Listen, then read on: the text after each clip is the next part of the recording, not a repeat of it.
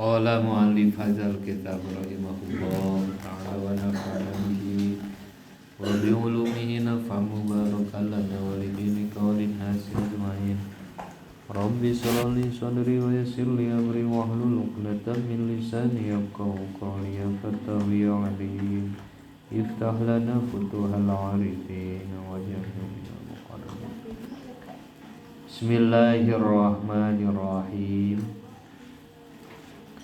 Wal maqalatut tasi'ata asyarata.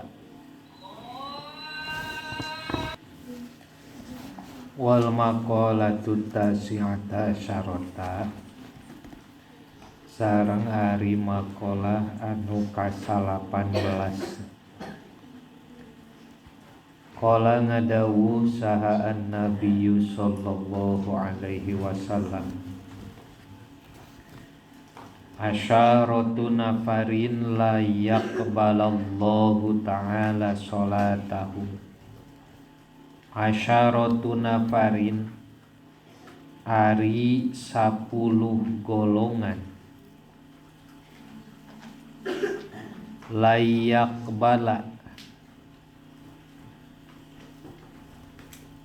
moal nampi saha Allahu Ta'ala Gusti Allah Ta'ala sholatahum kana sholatna ieu nafar 10 golongan nu moal ditampi sholatna. Rojulun tegesna kahiji lalaki sholla anu sholat ieu rojul wahidan barina anu nyorangan ae munparidan tegesna anu munparid bi ghairi qiraatin kalawan teu maca Fatihah.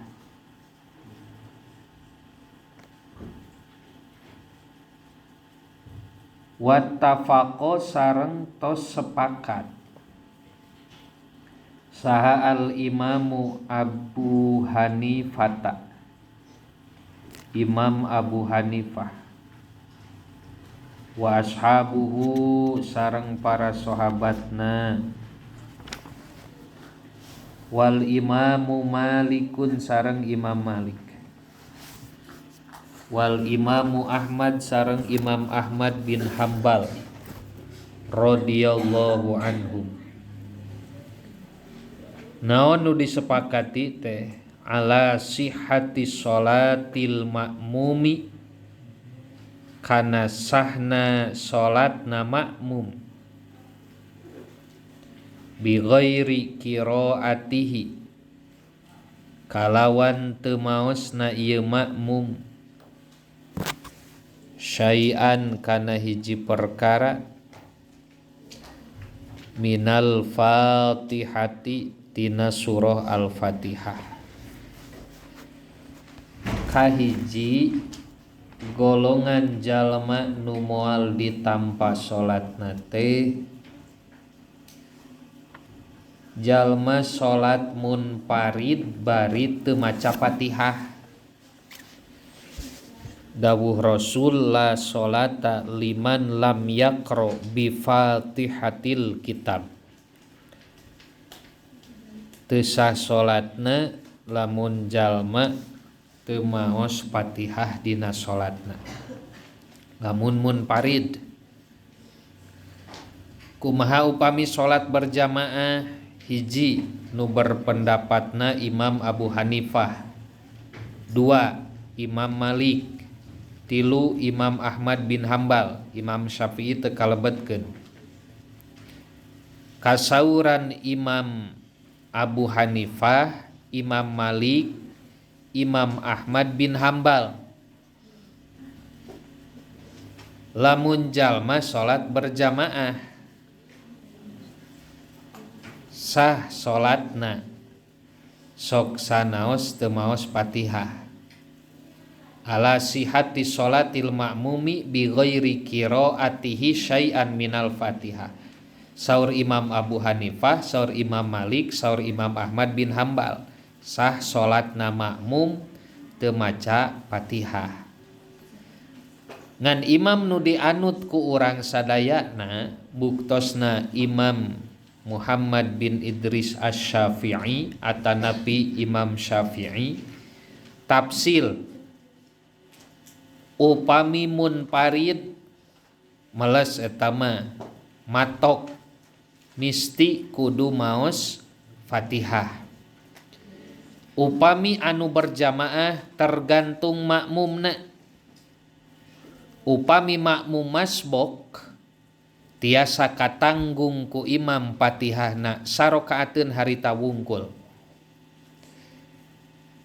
Di luar rakaat eta tetep wajib maos Fatihah. Singkatna bade makmum bade imam nuju salat berjamaah wajib maos Fatihah. Ta eta imam nu dianut ku urang. Katanggung soteh lamun makmumna makmum masbok. Kumari makmum masbok teh dongkap ka tempat berjamaah sing horeng di tempat berjamaah tos dilaksanakeun salat berjamaah teh nuju gitu. Tos majeng. Tos beberes, tos wudu, orang teh tos beberesi. Nyampak ka masjid teh imam geus maca surah deui.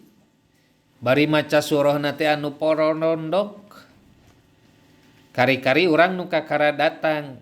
Hiji takbiratul ihram bareng jeung niat. Tuluy lamun kaayaan makmum masbok itu ulah maksakeun maca doa iftitah. Geus puguh masbok. Buru-buru maca Fatihah. Itu ulah muru sunat ngantunkeun wajib. Keur makmum masbok mah buru-buru maos Fatihah. Saupami teu kabujeng maos Fatihah teu kedah maksa direngsekeun. Rakaat nu eta katanggung ku imam Fatihahna dengan catatan tadi makmumna makmum masbok sok sanaos teu kabujeng saayat-ayat acan. Nembe dongkap ka tempat berjamaah ieu sing horeng teh imam teh tos rengse maca surahna tos bade ruku buru-buru we urang teh takbiratul ihram. Imam nuju ruku ulah maksakeun maca Fatihah heula urang. Ngiluan ruku. Kumaha rakaat nu eta kaitung. Sabab masih kene kabujeng ngiring ruku sareng tumaninahna sareng imam. Kumaha Fatihahna sawios katanggung ku imam dina rakaat nu harita. Ta eta Imam Asy-Syafi'i mah tergantung kumaha berjamaahna. Lamun keur makmum masbok tiasa katanggung ku imam naonna teh Fatihahna. Upami ayeuna makmum nu tingawitan mah ngiringan sareng imamna tetep we imam maca Fatihah makmum oge maca Fatihah. Ngan dina prak-prakanana kanggo makmum disunahkeun ngupingkeun heula Fatihahna imam saupami dina salat jahar maghrib isya subuh. Pami rakaat hiji urang maos doa iftitah imam maos Fatihah kupingkeun heula. Nu kadua disunahkeunana urang maos Fatihahna sabada rengse maos amin. Imam geus waladolin bareng kabeh amin. Kakarawe imam maos surah urang maos Fatihah dilaksanakeun maosna teh sunnahna sapertos kitu upamina salat berjamaah mah. Ngan upami sieun teu kabujeng teu sawios-wios imam keur Fatihah urang maca Fatihah teu nanaon. Moal jadi ngabatalkeun kana salat lamun urang miheulaan kana rukun qauliyahna makmum. Qauliyahna imam. Dan nu jadi ngabatalkeun soteh lamun nu dipiheulaanana rukun fi'liyah liyah rukun bangsa paga urang der jadi makmum miheulaan ruku ti heula sujud ti heula ari imam acan. Tah eta nu kitu nu teu kaing mah. Ari dina rukun qauliyah mah teu sawios-wios. Mana cara contoh dina salat tarawih. Kan urang mah sok rada hayang anu singkat, rada hayang nu tereh. Ulah dibiasakeun kade. Da tetep cek tadi oge maca Fatihah teh wajib keur imam, wajib keur makmum. Mun imam geus nangtung buru-buru ente ge nangtung.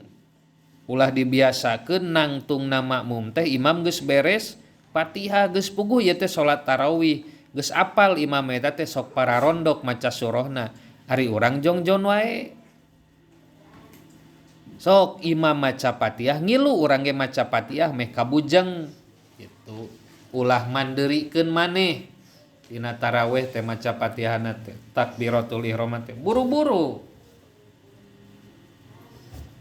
Da lain makmum mas boken teh mah ti mitit salatna oge aya di tempat kapan. Teu katanggung ku imam Fatihahna, da lain makmum masbok. Ade panyakit santri juga kitu tah dina tarawih. Diuk lila imam geus ek ruku kakara takbiratul ihram makmum teh. Ai maneh iraha maca Fatihahna. Capek-capek acong-acongan salat. La sholata liman lam yaqra bi Fatihatil kitab.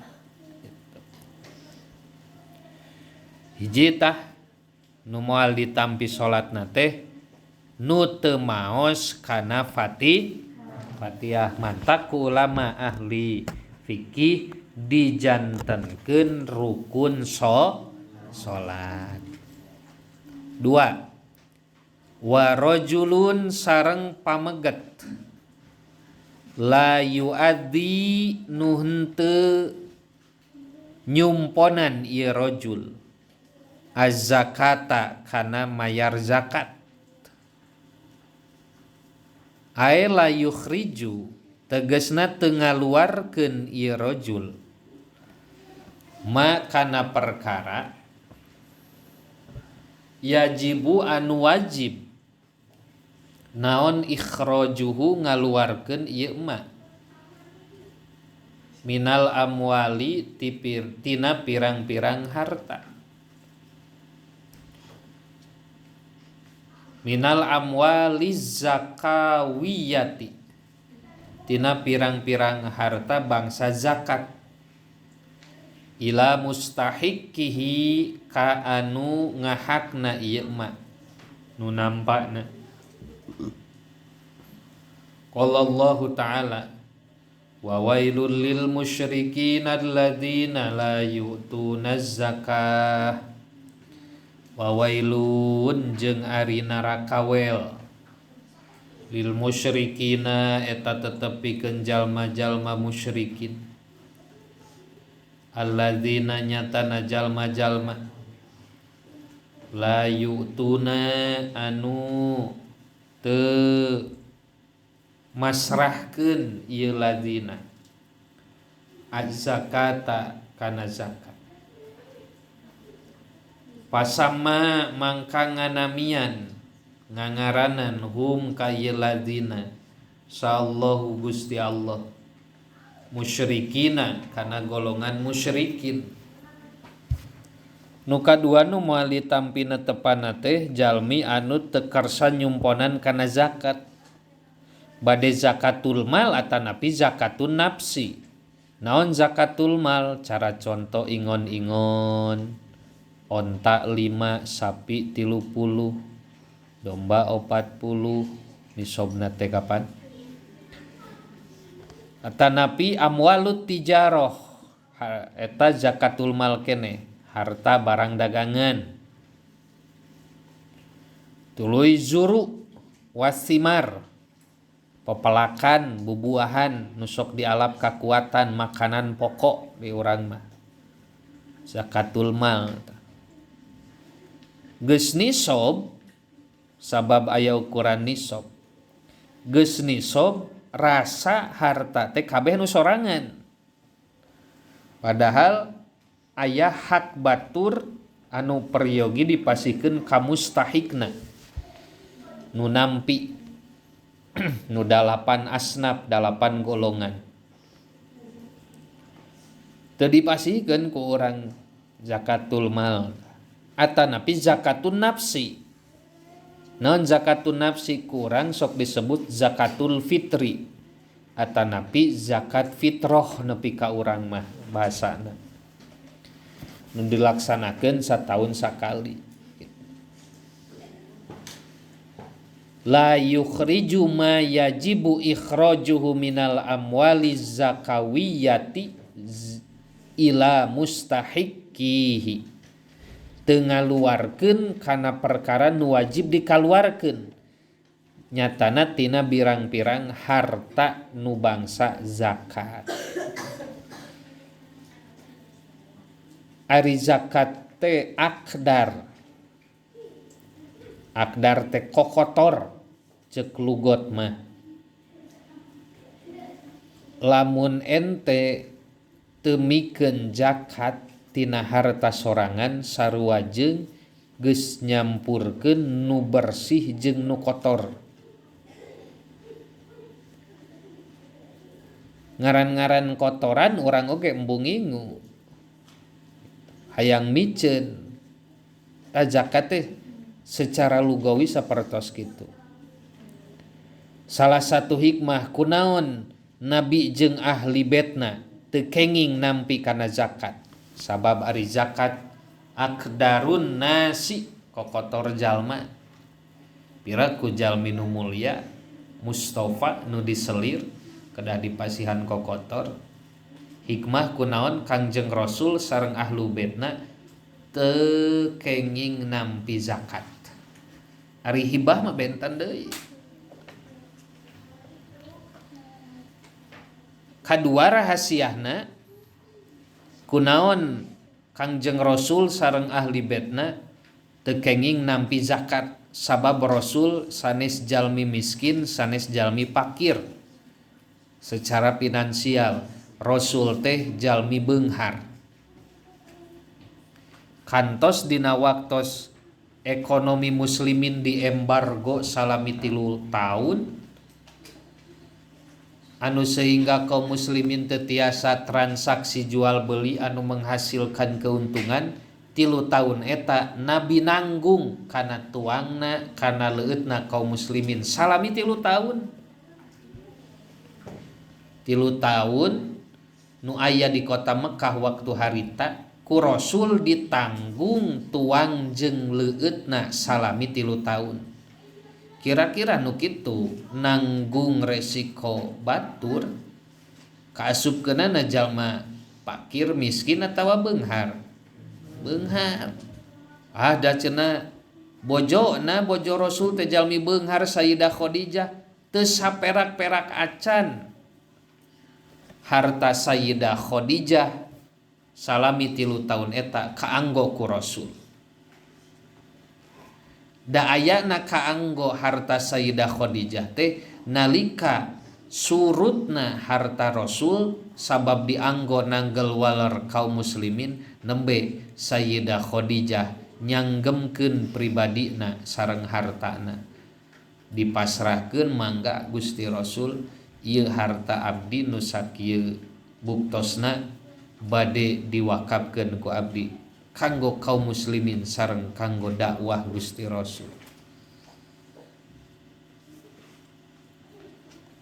Eta rahasia nu sanes kunaon Rasul sareng kulawargina teu kenging nampi zakat.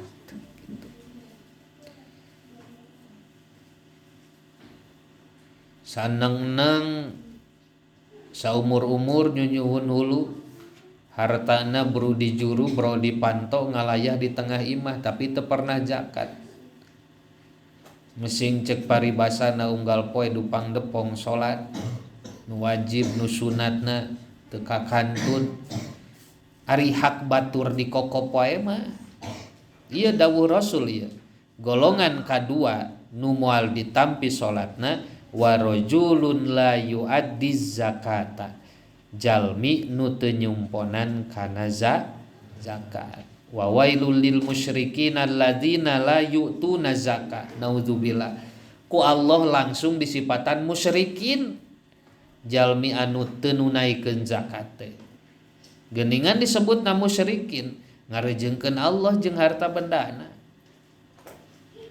mantak itu oge rasa boga milik sorangan rasa kabagjaan aya dina hartana sorangan kapanu kitu sarua jeung ngarejeungkeun Allah musyrik disipatanana kitu tilu wa rajulun sareng katilu lalaki ya ummu anu ngimaman ieu rajul qauman kahiji kaum wahum sareng ari itu kaum lahu karojul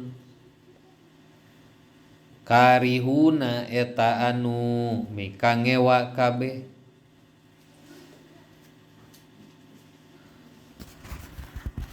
imam anu dipikangewa ku kaum qala alaihi salatu wassalam ngadawuh Kangjeng Nabi sallallahu alaihi wasallam salah satun la tujawiju salatuhum adzanahum salah satun ari tilu jalmi la tujawizu eta teu ngaliwat naon salatuhum salatna ieu salasa adzanahum kana pirang-pirang ceuli na ieu salasa panggero salat teu jadi pangeling keur dirina al abdu kahiji hamba al abiku anu kabur hatta yarji'a sehingga nepi kayen balik ieu abdun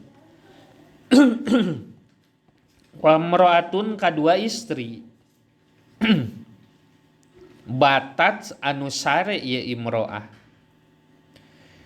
wa zaujuha sareng ari salakina ieu imroah alaiha ka ieu imroah sakhitun eta anu bendu wa imamun jeung katilu imam amma nu ngimaman ieu imam kauman kahiji kaum wahum sareng ari itu kaum lahu ka imam karihuna eta nu mikangewa kabeh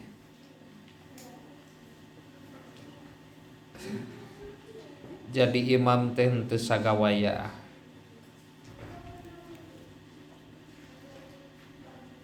Nabi ngangkat Sayyidina Mu'ad bin Jabal diangken janten imam salat berjamaah pertimbangan Rasul sanes wungkul pantes dedeg pangadegna hiji Sayyidina Mu'ad teh seorang faqih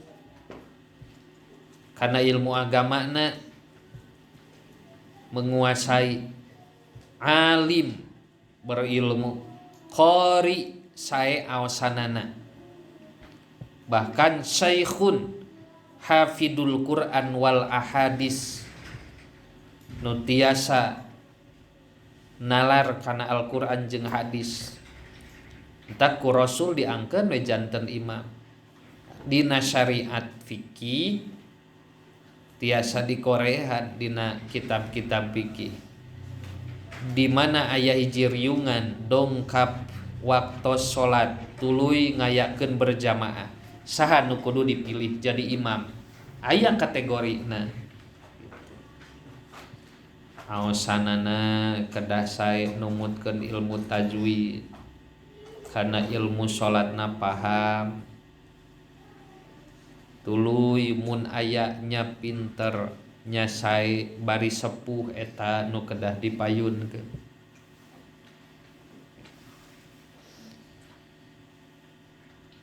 wa rajulun ya ummu qauman wa hum lahu karihun bilih urang res rasa ahda dina riungan ieu mah pantesna ge urang nu jadi imam mah misalkeun teh dina manah gaduh rasa sapertos kitu kan teu uninga batur sapertos kumaha ka urang awasan urang naha memang tos leres atanapi acan rukun salat urang tos pantes atanapi teu acan. Contoh ke urang misalkeun teu terejelan jadi imam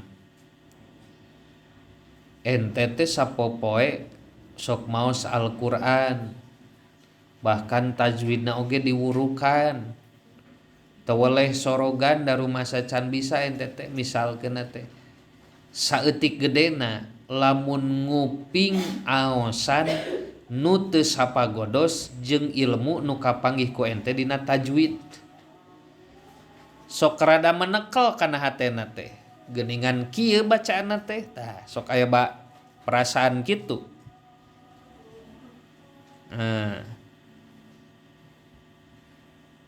Tah contoh mikawengewana makmum ka imam teh sapertos kitu. Makana makmum dikengingkeun mufarraqah misah ti imam saupami uninga kana pangbatalan imam. Imam teh bacaanana kieu teu beres asa teu pas jeung tajwidna enggeus mufarraqah harita keneh. Lamun ente nuluykeun ngilu ka imam eta berarti ente menyetujui kana salahna. Tah imamum karihun teh janten imam tapi kategori jadi imamna teh can nyampak dina dirina nu antukna kalah ngundang kana pikangewaeun batur gitu. Dina hadis Rasul 3 golongan la tuzawwiju sholatuhum adzanuhum salatna teu ngaliwat kana cepilna nyalira gitu. Tegesna netepanana teu janten manfaat keur dirina. Aya panggero salat ge teu daek singkil kana ngalaksanakeun salat. Kahiji jalma anu kabur, abid anu kabur, hamba sahaya nu kabur. Geus nu kitu teh eta teh la tuzawiju sholatuhum adzanahum. Salatna we manfaat keur dirina. Nu kadua ongkos salat tapi teu mere manfaat ka diri. Keur saha wa mraatun batat wa zaujuha 'alaiha sakhitun. Awewe ngedeng sare salakina kaayaan keur bendu. Ninggalkeun salaki keur bendu manehanana sare. Eta teh la tuzawiju sholatum adzanaum. Eueuh manfaatna salat nu dilaksanakeun ku eta awewe teh. Nu katilu nu ngeunaan ieu katerangan wa imamun amma qauman wa hum lahu karihun. Imam nu ngimaman ka kaum bari kaumna mikangewa. Kategori jadi imamna eueuh dina dirina tegasna kitu. Eta golongan katilu. Kaopat wa rajulun mamlukun abikun. Nu moal ditampi salatna teh nyaeta wa rajulun jeung pameget mamlukun anu dipimilik. Ieu rajul abikun anu kabur. Ae saksu tegasna jalma rafiqun abid zakaron eta lalaki kana bukti ieu raqiq au unsa atawewe haribun anu kabur min sayyidihi ti dununganana ieu abdun atanafi raqiq. Qala alaihi salatu wassalam ngadawuh Nabi alaihi salatu wassalam idza harobal abdu lam tuqbal lahu salatu. Idza haroba di mana kabur saha al abdu hiji hamba sahaya abid lam tuqbal mangka teu ditampa lahu pikeun ieu abdun naon salatun salatna. Wa fi riwayatin sareng eta tetep dina hiji riwayat mah faqad kafaro ari lapad faqad kafaro mangka nyata kufur ieu abid hatta yarji'a nepi ka yen balik ieu abid. Nu kaopat golongan anu moal ditampi salatna teh mamluk atanapi abid lamun lalaki amat lamun awewe anu kabur ti dununganana kitu. Teu usum ayeuna mah. Kalima warajulun sareng kalima lalaki syaribul khamri nauzubillah anu nginum arak mudminun tur anu nganggerkeun. Qala alaihi salatu wassalam ijtanibul khamra fa innaha ummul khaba'is. Ijtanibu kudu ngajauhan aranjeun kabeh al khamra kana khamr kana arak. Fa innaha mangkasanyana khamr ummul khaba'isi eta jadi indungna pirang-pirang kagorengan.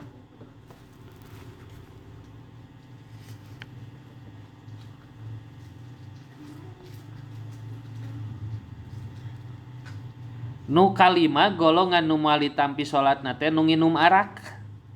Nauzubillah. Ya, dina bab kaopat. Hilap deui makolahna maduka makolah sabara. Aya mutiara nu dipasihkeun ku Allah ka urang opat.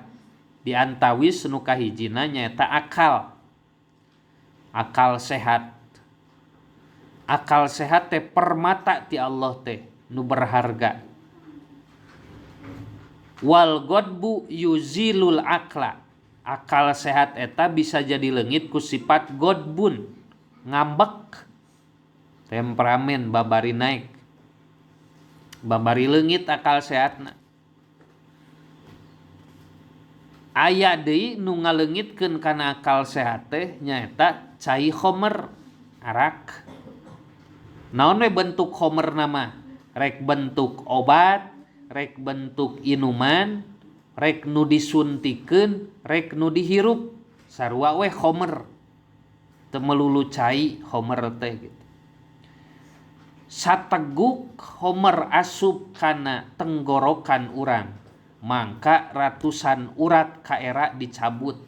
Ratusan urat akal sehat pegat. Sok nu mabok nu teblek. Ditanya da moal nyambung. Diteunggelan moal nyerieun. Leumpangna duyag deuyeg teu puguh. Akal sehatna eueuh cirina eta teh. Pantes teu ditarima salatna oge. Aya dongeng dibere 3 pilihan hiji jalma teh. Digoda gitu digoda. Hiji ku inuman, 2 ku awewe, 3 ku ngabunuh.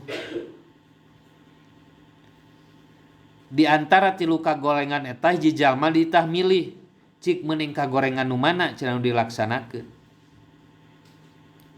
Aduh cenah keheulaanan kudu jinah jeung awewe mah ceuk nu digodana teh. Komo nepi ka ngabunuh mah lah nu moal ngarugikeun batur weh ceuk pikirna. Rek khomer weh. Erek mabok wae, erek nginum arak wae. Diinum arakna, ngaran-ngaran geus diinum akal sehatna eueuh. Manggih di dinya awewe harita keneh diperkosa. Res ayeuna beres macak awewe. Sadar, aduh, urang teh atuh bakal kaeraan. Asa mending dipaehan sakalian. Tuh, nginum khomer, nyajinah, nyamaehan tungtungna mah kabeh. Mantak pantes di dieu disebatna ummul khobais, jadi indungna, jadi pokokna pirang-pirang kagorengan nginum khomer teh. Bentukna beda-bedanya. Khomer teh umum, rek nu diinum, rek nu disuntik, rek nu di berbentuk obat nu didahar, atawa dihirup sekalipun. Khomer we tetep humul khobais sarua. 5 tah. Kagenep wa mro'atun sareng kagenep istri. Wa bieu rajul wungkul ayeuna mah awewe ya. Bataj anu sare ieu imro'ah. Tadi tos kaulah saali. Wa zaujua sareng ari salakina imro'ah sakhitun eta nu bendu alaiha ka imro'ah. Awewe salakina keur bendueun der kalah ditinggalkeun hees ti heula. Layak balu salat taha kade awewe. Moal ditampa salat nusap awewe nu kitu teh. Qala Nabi alaihi salam, salah satun ari tilu golongan layak balu moal nampi sa Allah Gusti Allah lahum pikeun ieu salasah salatan kana salatna. Wala tus'idu jeung teu diasongkeun ieu salat lahum pikeun salasah ila sama'i ka langit, teu nembus salatna teh ganjaranna teh kitu. Mun aya kitu ge ganjaranana. Asyakronu kahiji jalma nu mabok nu weureu hatta yashu sahingga yen cager ieu si sakron. Wal mar'atu kadua istri asakhitu anu bendu alaiha ka ieu mar'ah saha zaujuha carogena mar'ah. Katilu wal abdu jeung abid al abiku nu kabur ala maulahu ti dununganana ieu abdun hatta yarji'a nepi ka yen balik si abdun. Paya doa tuluy neundeun ieu abdun yadahu kana leungeunna abdun piyaddi mawalihi dina pangawasa dununganana abdun. Genep tah nu moal ditampi salatna istri anu ngantunkeun carogena nuju bendu ngantunkeun kulem.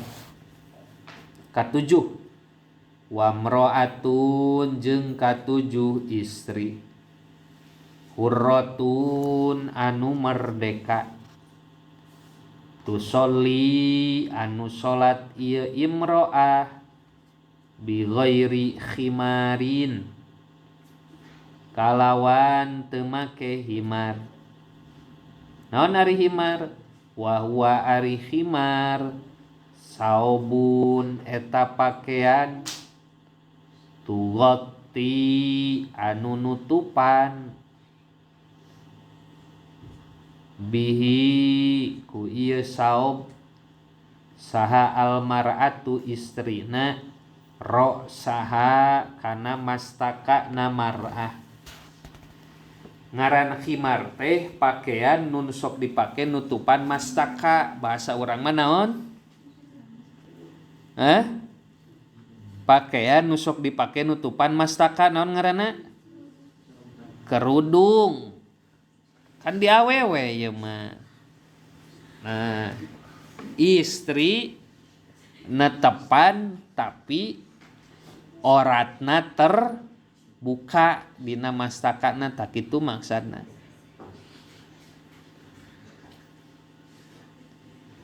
Nganggo kerudung mah ngan oratna kaluar angger katingali sami wae kitu. Taeta nu katujuh. Wakilur riba kadalapan anu ngadahar kana riba. Qala ngandika sabadum sapalihna para ulama. waroda tos dongkap naon anna akalatar riba sanyana pirang-pirang tukang ngadahar riba yuhsaruna eta bakal dikumpulkeun ieu riba fi sifatil kilabi dina sifatan pirang-pirang anjing wal khonaziri jeung pirang-pirang babi min ajli hailatihim tina arah-arah ngahelahna ieu akalah tawa jalma-jalma ala akli riba kana ngadahar barang riba kama sapertos perkara musikho nu disalin musikho anu nyalin saha ashabus sabti pirang-pirang kaum sabti hatta tahayyalu sehingga gawe tahayul ieu kaum alastiyadil hitani kana ngala pirang-pirang lauk laut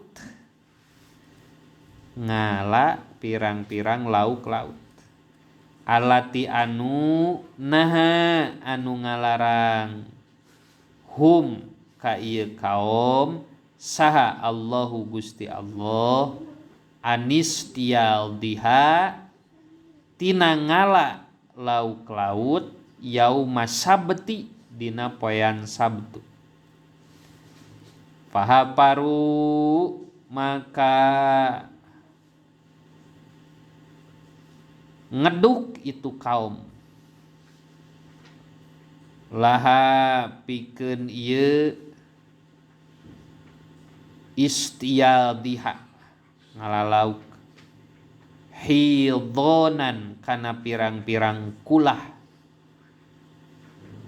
taqou anu tumiba atawa ararasuk piha dina ieu hidhon yauma sabti dina poean Sabtu hatta yakhudu sehingga nyokot itu kaum kana eta lauk yaumal ahadi dina poean Ahad palamma fa'alu mangka samangsa marigawe itu kaum dalika kana eta hasolah istiyadih ngalalau masakho mangka nyalin hum ka itu kaum sa'allahu Gusti Allah kirodatan kana jadi pirang-pirang monyet wa khonaziro jeung pirang-pirang babi wa kada jeung eta nya kitu di alladzina jalma-jalma yatahayyaluna anu nyieun helah atawa tahayyul ieu ladina ala riba kana ngadahar riba bi anwa'il hiyali kalawan pirang-pirang warna tahayyul fa innallaha mangka sayaktosna Allah taala la yakhfa eta henteu samar alaika Gusti Allah naon hiyalul muhtalina pirang-pirang tahayulna pirang-pirang nunyieun tahayul kadanya kitu deui nu kila mindahkeun nukila ditukil ieu minaz zawajir tina kitab az-zawajir nu kagenep kadalapan nu moal ditampi na tepana teh nu ngadahar kana riba jauh-jauh hari musonib Sulamut Taufik dina awal mula bab muamalah teu kenging wantun tiba kana hiji perkara upami teu acan uninga halal sareng haramna wal imamu jairu kasalapan wal imamu jeung pamimpin imam al jairu nu lacut nu dolim an abidar katampiti abidar qala ngadawu abidar Sami'tu nguping abdi Rasulullah sallallahu alaihi wasallam ka Kangjeng Rasulullah sallallahu alaihi wasallam. Yaqulu ngadawuh Rasul, yuja'u bil wali yaumal qiyamati. Yuja'u bakal didatangkeun sahabil wali pamingpin. Yaumal qiyamati dina poenan kiamah. Payun bazu tuluy dialungkeun sahabihi ieu imam ala jisri jahannam kana luhureun cukang neraka jahannam. Payar taju mangka jadi genjleung bihi ku sabab si wali. Naon al jisru itu cukang. Irtijajatan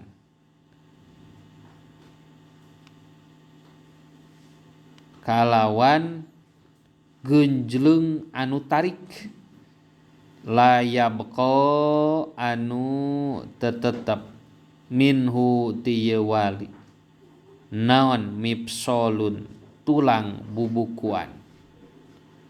Illa zala kecuali leungit itu mipsol an makanihi tina tempatna ieu mifsol. Paingkana mangka lamun bukti ieu wali mutian eta anu taat lillahi ka Gusti Allah bi amalihi dina amalna wali. Madho mangka mentas itu wali.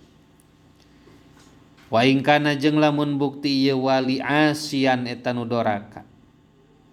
In khoroqo mangka jadi goreng bihi sabihi ieu wali bihi ka ieu wali. In khoroqo mangka jadi ruksak bihi ka eta wali naon al jisru cukang jahannam. Payahwi mangka